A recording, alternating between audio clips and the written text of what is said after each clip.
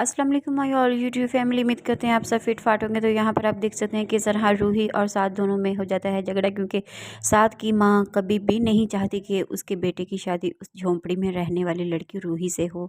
तो यहाँ पर आप देख सकते हैं कि जैसे ही साद अपने घर में आता है तो उसकी माँ और उसका बेटा मुराद ये देखकर हैरान हो जाते हैं कि जूही और साथ दोनों मिलकर बातें कर रहे हैं, और रूही ने बहुत ज़्यादा उसको अपनी तरफ कर रखा है। वो अपनी माँ की बात भी नहीं सुनता। ये सब बातें सुनकर रूही पर बहुत ही ज़्यादा डांटती है उसकी साथ की माँ, और कहती है कि खबरदार तुम मेरे बेटे के आसपास भी भड़के तो तुम झोंपड़ी में रहने वाली, और अपनी औकात देखो। तुम्हारी माँ तो इस तरह नहीं थी, तुम्हारी माँ की तो इज्जत है, और ये क्या, तुम तो लड़कों को अपनी तरफ करती रही हो।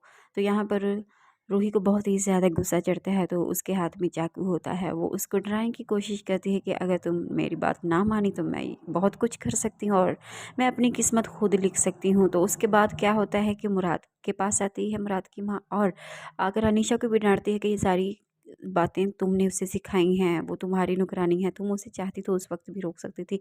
तुम साद को और रूही को एक दूसरे से दूर रख सकती थी। ये सब कुछ तुम्हारी शय पर हो रहा है, तुमने ही रूही को उकसाया है कि वो सास से शादी करे।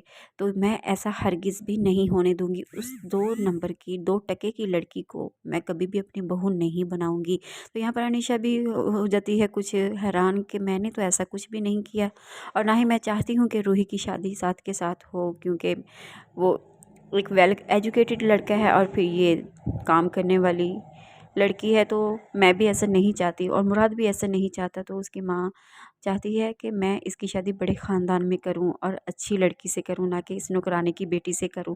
इसलिए वो उसको समझाने आती है कि रूही तुम मेरे बेटे की जान छोड़ दो, तुम कहीं और शादी कर लो, तुम तो शादीशुदा हो, तुम्हारा बच्चा भी है, इसलिए तुम मेरे बेटे की जान छोड़ दो, उसकी ज़िंदगी से दूर चली जाओ। लेकिन वो नहीं मानती और कहती है कि मैं तो शादी सास से ही करूँगी, और अगर उसने ऐसा ना किया तो फिर मैं मुराद को वो सब कुछ बता दूँगी।